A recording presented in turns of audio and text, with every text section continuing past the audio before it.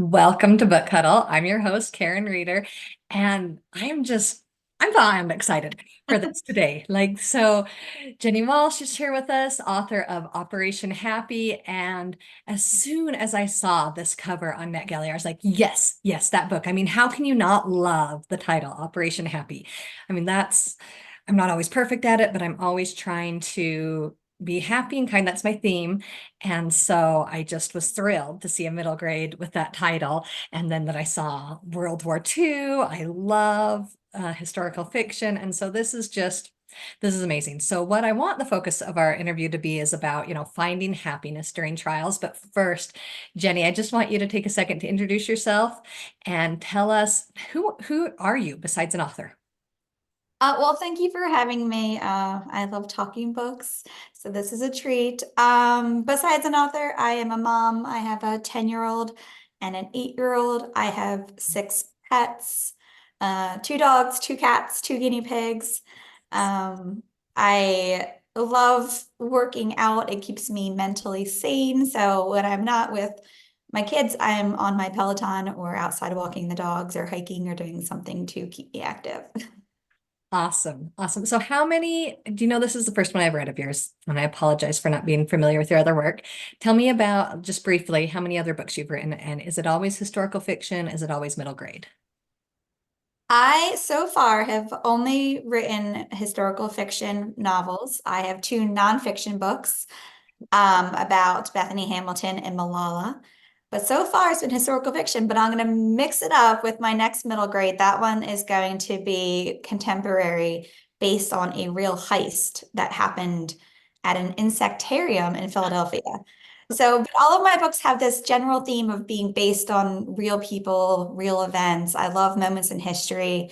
Operation Happy was I want to say 11th Okay, book. And great. then I had number 12 come out after that for adults, and I have number 13 and 14 coming out next year. So, yeah, I write for kids and adults, and it keeps me busy, and I love it.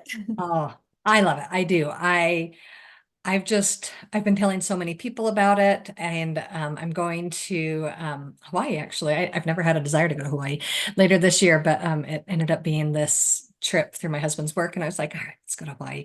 So we can't wait to go to Pearl Harbor, and I love that some of this takes place there. And so let's just get into how did it come to be? Did you first, because I know it's based on somebody's story, so tell us about that. And is that how it started, or did the theme spur this?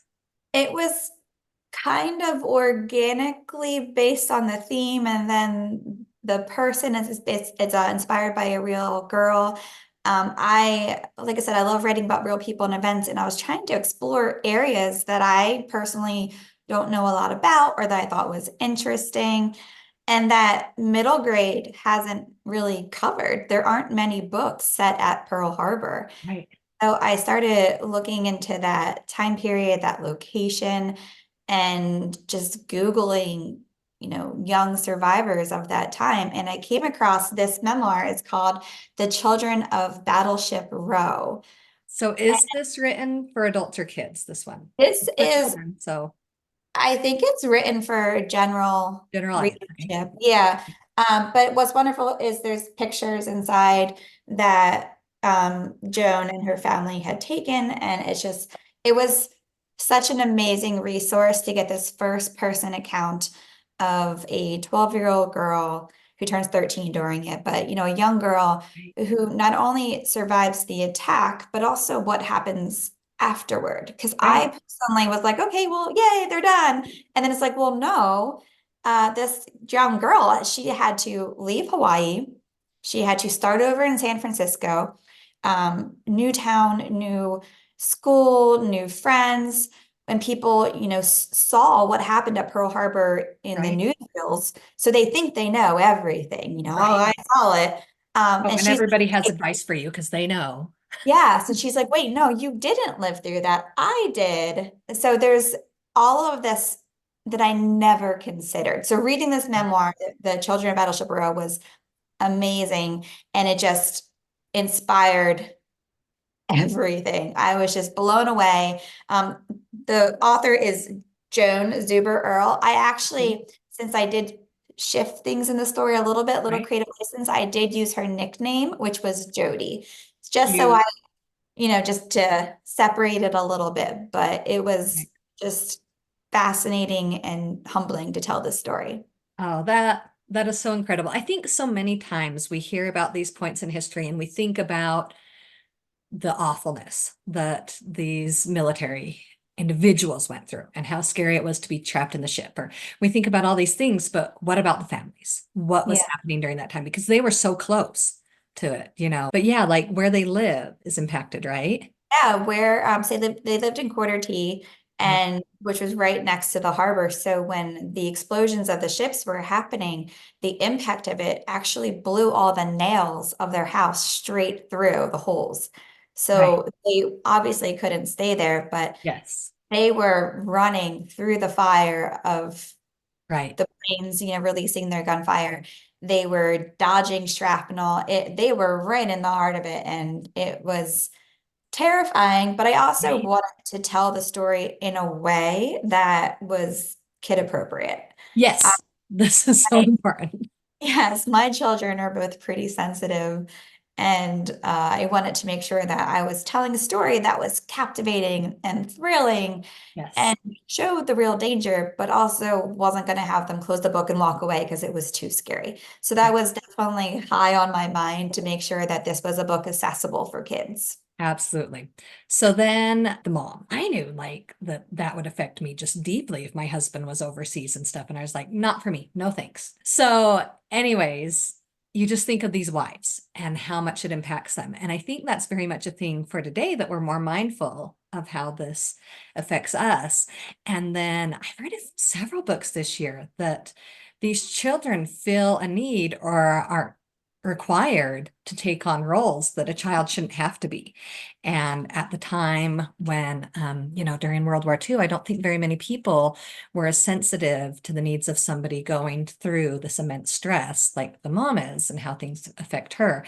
And so I think this is so powerful to consider that there are children that really it is just, it's hard on them because not only were they affected by these awful things like Pearl Harbor and moving and, separation of family during a war, but also what if the rest of my family is struggling? And each of Jodi's family members struggle, right? So we've got Peggy, we've got mom, everybody's affected by this. And of course, dad, because he's right in it.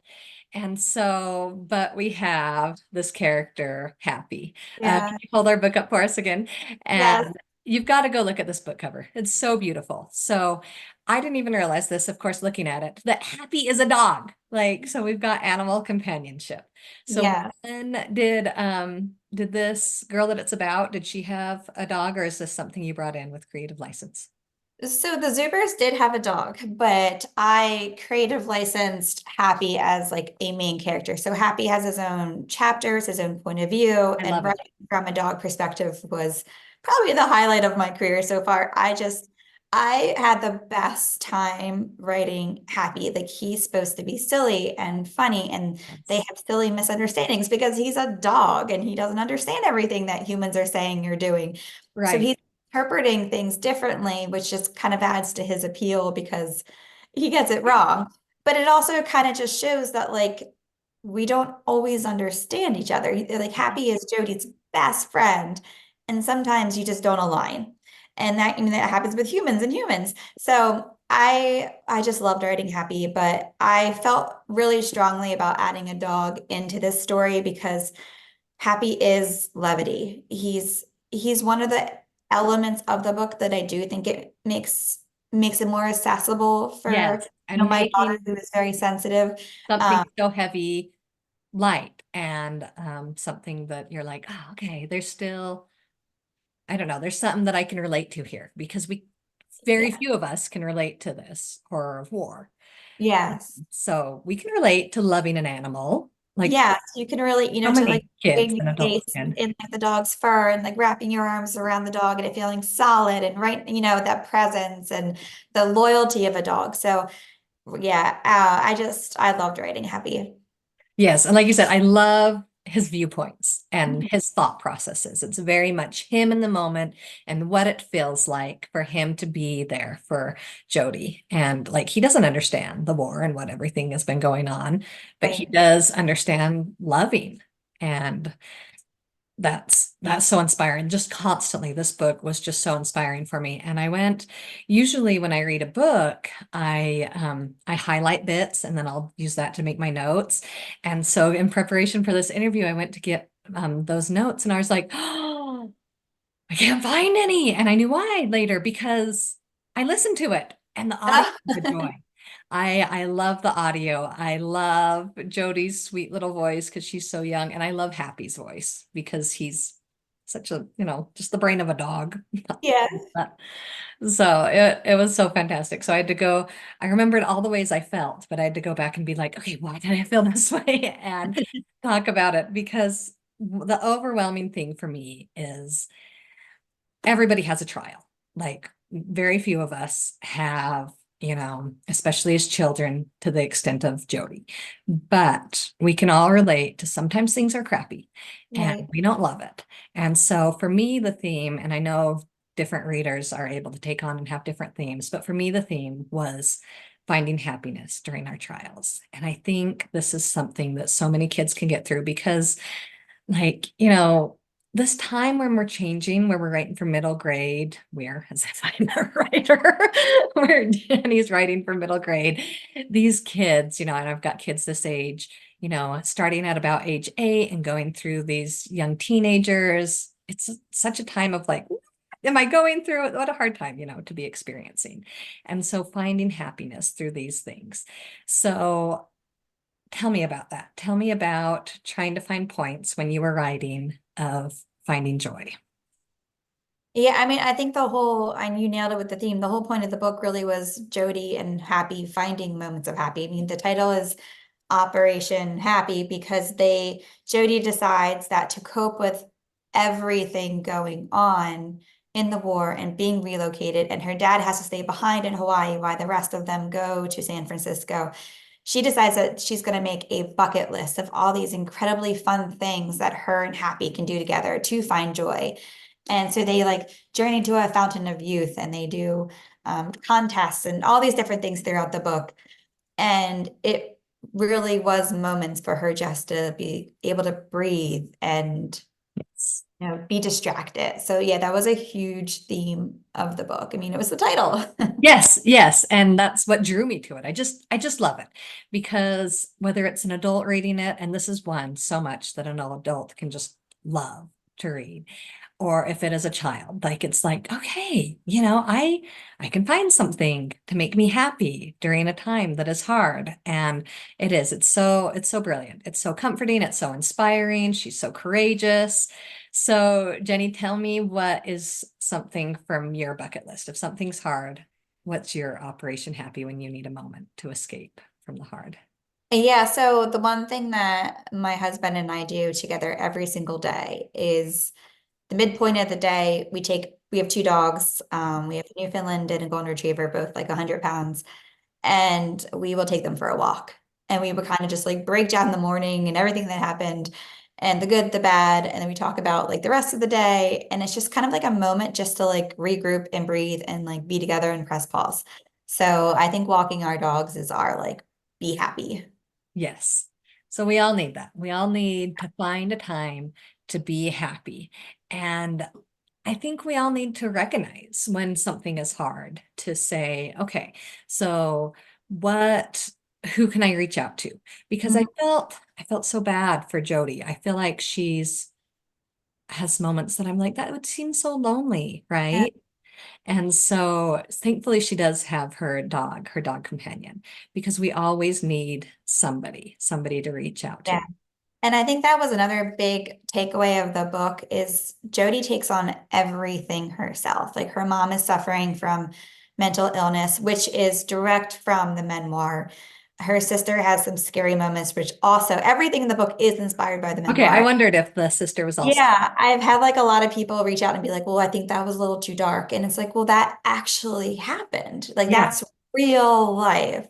Well, and you kept it so with the sister's trauma incident that as a child, I think they might not even understand the extent Right. And of what it I probably kept was. it. And Yeah. so, and I think that was good because as an adult, we're reading it, we're like, oh my gosh, this must be what this sister is experiencing at that moment because we understand. But a Yeah. child might be like, oh, that was scary. That was a mean man. Yeah. Yeah. And that was as far as I wanted to take it in the Yeah. book. But I think since Jodi is handling so much, one of the big takeaways, and then she does learn toward the end of the book, is ask for help. If Yes. things get to be too much, please ask for help. And even the mom recognizes at the end that like she should have asked for help. It Right. became too much for her too. So, if you're a kid or you're an adult, it's okay. Just ask for help when needed. So yeah, and I've been trying so hard not to give spoilers, but I love these themes. And I think you're going to read it even as you're listening now. You can go in and read this and be surprised because there are so many moments. I mean, it's not like it's going to be a spoiler because you know it's about Pearl Harbor, right? No, these moments in the book is they're coming, but it really is just these powerful messages. But I love what you did here, Jenny, is I've read books before where it was just messages so in your face, and a kid could go and read this book and not walk away with being like, oh, there was a lesson to be learned. Like, I think that they could, like, not realize it because there's so much story here. There's so much action here. And so I love that the lessons are there. And as an adult, I can totally see it and I could talk to a child about it, but it wasn't like repetitive in your face because it's just a girl's journey of, Well, that means a lot you say that because first and foremost, I just want to read a book that kids enjoy yes, and want to read and they're excited by. I think a lot of times there are books where it's kind of, you know, shoved down your throat a little bit, yes. like The this is message is like, you gotta get the message, kid. yeah, and I think kids are, pushed away from those books a little bit. So yeah, I just wanted to write a fun, Yes. action-packed book that kids want to read, and then maybe, they take something away. Maybe they do, and maybe they don't realize they do. You know what I Right. mean? And I think it's there, is they don't realize these lessons that are so obvious to an adult reading it that they might be like, oh, and I think it might impact them later. And I think that is brilliant how you did that. Yeah. That it was awesome. So it is one of my favorites this year. Absolutely. Operation Happy. I think it will forever be on my list of tops. It's a 5.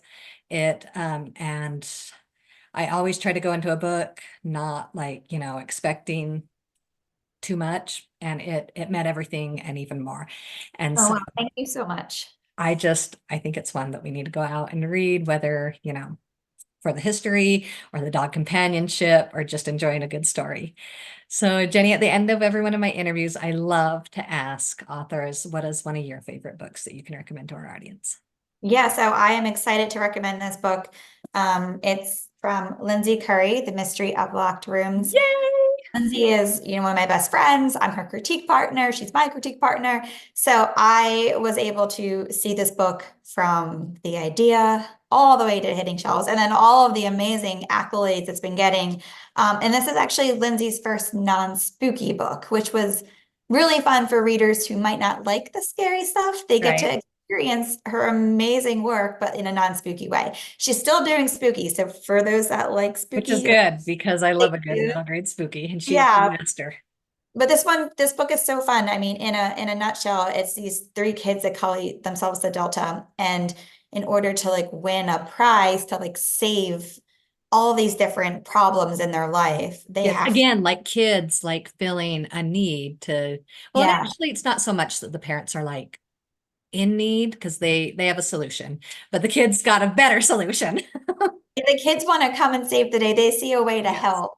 So right. they have to go into this abandoned fun house to find this treasure that is supposedly there and that's been there for years.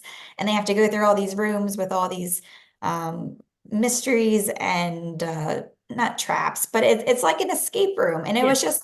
it's so much fun for the kids to figure out. And Lindsay's so talented. So The Mystery of Locked Rooms is one I would definitely recommend. Yes, and definitely has intense moments too, even though it's not Yeah. spooky, of moments of almost like, oh, are they in danger? And yeah, Yeah. so I loved it too. I don't always have read because I don't know what my authors are going to recommend, but that was one I actually got to read an advanced reader copy too. Loved it. That's so fun to know about your connection too, because sometimes we don't know where authors connect. So that's Yeah. to hear that you guys get to critique each other's stuff and work together. It's one of my favorite parts of being an author is working on her books and my books and just having that, because writing can be pretty solo and lonely at times, but we talk every day. And by the end of it, when she publishes a book, it almost feels like one of my books being Yeah, published. right. Now it feels the same for her. So it makes writing just so much more fun when you have somebody else like along for the ride. And then cheering you on. That's so often. So, Jenni, can I throw one more question in here before we end? Sure. Sometimes we have aspiring writers, whether they be, adults or maybe the kids are like, adults know that their kids are aspiring writers. What is your piece of advice for an aspiring writer? Um, Sorry, You, I'm you sorry. can't stop. You have to keep going because I have heard no so many times. And if at any point I would have stopped, and it would have been really easy to stop. And I've thought about stopping, whether it's finishing a draft or just leaving the industry altogether, because it's not Right. the easiest industry. There's a lot of people Gosh. trying to have a book published. But if you stop, there's no way it will ever happen. Right. And I have book, Lucky 13 coming out next year. And like to think that I never would have gotten there if I would have stopped, 10 years ago, 8 years ago, 6 years ago, 4 years ago. It's so I just you have to keep going. You have to keep going through the finish line. Oh, and can I maybe add to do another Yeah. plug for happy? Find the happy during Find those the times happy. because I do like I see authors, you go on often all over the place to sort of promote your work, and so just like another inspiring bit, find the happy, your operation happy on your journey. Yes. I love how you tied that back in. I couldn't help it. I just love it. So I really did. It was such a joy. I was telling my husband before I came on, I was like, I'm so excited about this. I'm so thrilled to have Jenni on because it's just brilliant. Love it. Well, thank you so much. Thank you so much for being on with us today, Jenni. Yeah, thank you. Bye. Bye.